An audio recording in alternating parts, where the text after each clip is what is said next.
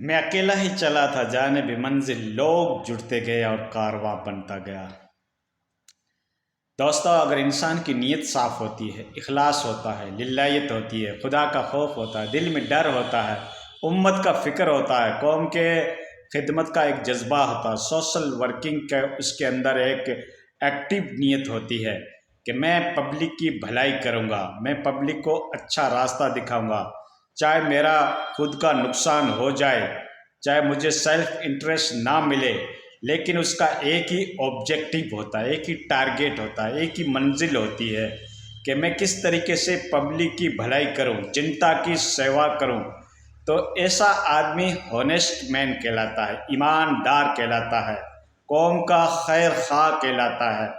और जो उम्मत की, कौम की, समाज की, जनता की जिसके दिल में फ़िक्र नहीं है, सिर्फ अपना उल्लू सीधा करना चाहता है, सिर्फ अपनी प्रतिष्ठा और अपना वर्चस्व बनाना चाहता है और अपनी इज्जत को इवेल करना चाहता है। किस तरीके से इज्जत इवेल होगी, किस तरीके से मुकाम बनेगा, किस तरीके से प्रतिष्ठा बनेगी, किस तरीके से मेरा एक रेपुटेशन बनेगा।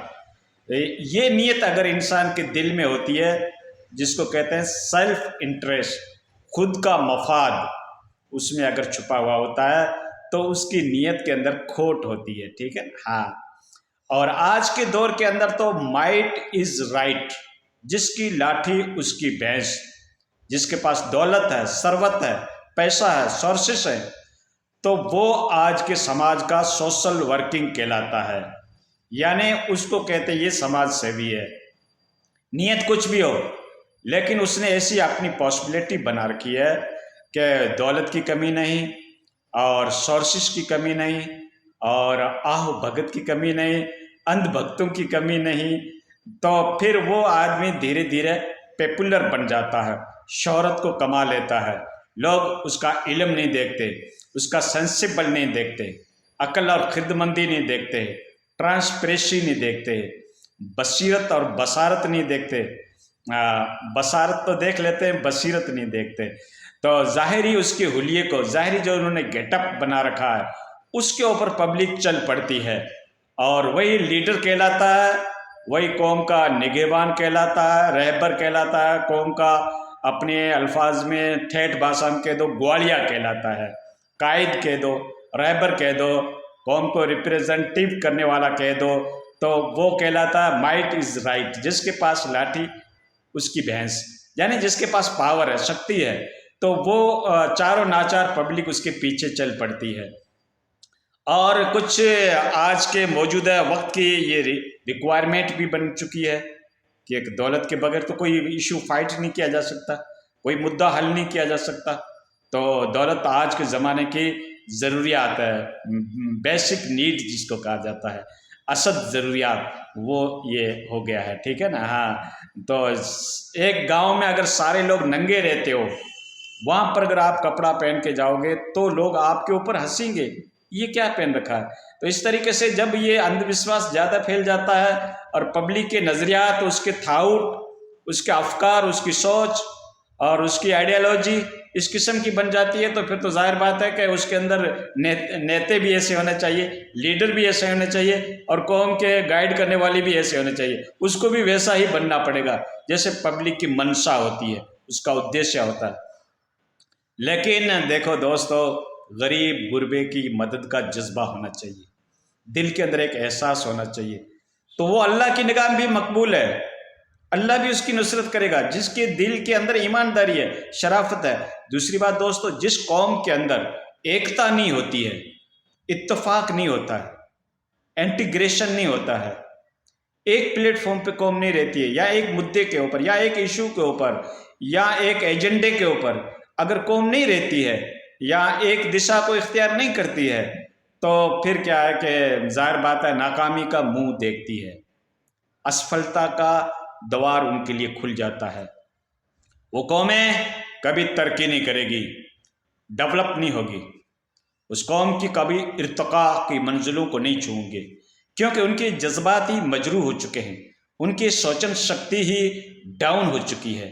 और उनके ख्यालात मजरूह हो चुके हैं। तो वो कौमें किस तरीके से डेवलप होगी जिसमें इत्तफाक ही नहीं, इत्तेहाद ही नहीं, ग्वालिया ही नहीं, उसको संभालने वाला ही नहीं, उसका कोई कायद ही नहीं, उसको कोई रास्ता दिखाने वाला ही नहीं।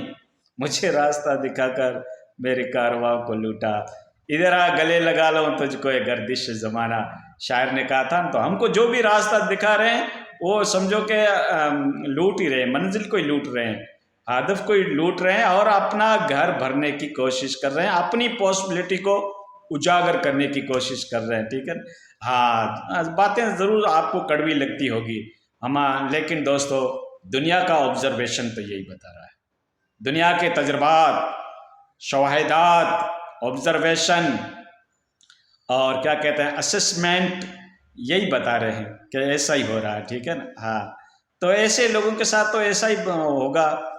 दोस्तों अक्लमंदी को इख्तियार करो, खिरदमंदी को इख्तियार करो, होते सभी अपने तो बेगाने कहाँ जाते। लता ने कहा था ना, सारे लोगों के अंदर तो वो ट्रांसपेरेंसी, वो समझदारी, वो फिरासत, वो लंबी सोच, देखने में देखना, डीप डीप लर्निंग सबके अंदर तो पैदा नहीं होती है ना। अल्लाह ने तबाही मुख्तलिफ पैदा किए हैं, हाथ की अंगलियां सारी बराबर नहीं हो सकती। तो इस तरीके से इंसानों में भी एक ग्रेड है समझदारी के, और फिर ये फील्ड भी अलग अलग होते हैं, विषय अलग अलग होते हैं, सब्जेक्ट अलग अलग होते हैं। एक पॉलिटिशियन का सब्जेक्ट है, एक तिजारत का है, बिजनेस का है, तो और एक इल्म का मैदान है। तो ये सारे सब्जेक्ट, सारे इश्यूज मुनफरिद हैं, इसमें भी डिस्टेंस और तजाद और डिस्क्रिमिनेशन है। मतलब तो जिस फील्ड में आप, जो आपके सामने अभी विषय है, मौजूदा विषय क्या है और हम क्या करने जा रहे हैं, तो कुछ अक्लमंदों की बातें सुन लिया करो, कुछ बड़ों की नसीहत को सुन लिया करो। आजकल तो हर इंसान अपने आप को बहुत बड़ा खिरदमंद समझता है और दूसरे की नसीहत को ज़्यादा जल्दी एक्सेप्टेबल नहीं करता, उसको स्वीकार नहीं करता, क्योंकि वो खुद ही समझता है कि मैं बहुत बड़ा इंटेलेक्चुअल बंदा हूँ। तो उसको कोई समझाने जाता है तो कहते हैं कि तुम तो समझते नहीं, हम जितना समझते आप नहीं समझते, तुम क्या समझते हो। ठीक है, हाँ अक्र कीड़ो हक में मेरा, तुम्हारा तो ये डायलॉग है। तो तुम्हारे पास क्या इतनी अच्छी ट्रांसपेरेंसी है, एक लंबी सोच है उम्मत के बारे में, कौम के बारे में। अगर कौम के बारे में अगर आपको ज़र्रा बराबर भी अगर सोच और फिक्र होती तो तुम अपना मफाद नहीं देखते, छोटे छोटे अपने खुद के मुद्दे नहीं देखते, बल्कि कौम के बारे में सोचते, समाज के बारे में सोचते कि समाज की किस तरीके से तरक्की होगी। और वो एकता के बगैर नहीं होगी, वो एकता के बगैर नहीं होगी, याद रखना। ठीक है, आज 57-58 कंट्री है, मुस्लिम कंट्री है, 57-58 कंट्री देश हैं। हाँ बड़ी दौलत है उनके पास, बड़े असलिया हैं उनके पास, लेकिन दोस्तों कुछ नहीं कर पाते। वजह क्या? OIC भी बना रखा है, एक बहुत बड़ी तंजीमें भी बना रखी है, लेकिन वो फॉर्मेलिटी है। दुनिया के बड़े बड़े इशू, बड़े बड़े मुद्दे, जो बिग मुद्दे होते हैं, वो अपनी को मनवा नहीं सकती। दुनिया के प्लेटफॉर्म के ऊपर आलमी तनाजुर के अंदर वो अपने मसाइल को हल नहीं कर सकती। क्यों? What is the reason? कारण क्या? कारण ये है कि हमारे अंदर इत्तेफाक नहीं है। कोई इधर जा रहा है, कोई उधर जा रहा है, किसी के सोचने के अंदाज क्या है, कोई किसी का गुलाम बन के बैठा है, कोई किसी से दब रहा है। इसलिए हमारे इश्यूज हल नहीं होते। उम्मती मुस्लिमा हर जगह मार खा रही है, आप देख रहे हैं, ऑब्जर्वेशन कर रहे हैं, और कुछ कर नहीं पाते, क्योंकि हमारी लीडरशिप ही ऐसी है। हमने क़यादती उन लोगों के हाथों में दे रखी है जो नाअहल हैं और या फिर मजबूर हैं। तो इस तरीके के दोस्तों मुद्दे हैं, किसके सामने रोया जाए और किसी को ये दर्द दिल सुनाया जाए, हाल दिल सुनाया जाए, बस इसीलिए तो खामोश रहते हैं। और कहते हैं ना कि जित चिना है उत दंत कोने और दंत है उत चिना कोने। बस यही है दोस्तों, क्या अपनी भाषा में अगर आप समझ सकते हो तो दोस्तों इस तरीके के मसाइल हैं। अल्लाह रा एक बनो, नेक बनो, अच्छी नीयत रखो, तुम्हारा फ़ायदा हो ना हो, समाज का फ़ायदा हो या कौम का जिसमें फ़ायदा होता हो, ऐसा करना चाहिए। ठीक है ना। ये ज़िद बहस और जो ज़िद करके बैठा है और कौम के बारे में सोचता नहीं है, वो लीडर काहे का है? वो कौम का किस तरीके से नेतृत्व करेगा? जो खुद का मफाद तो सोच रहा है और समाज का मफाद नहीं सोच रहा है। मेरे इशारों को अगर समझो तो राज को राज रहने दो। तो दोस्तों फिर ये जो जिद जो है ये खोटी जिद होती है, ठीक है। हाँ, अपना उल्लू तो सीधा हो जाएगा, अपना तो क्या होगा, हम तो डूबे हैं सनम, तुम्हें भी लेकर डूबेंगे, होगा तो यही।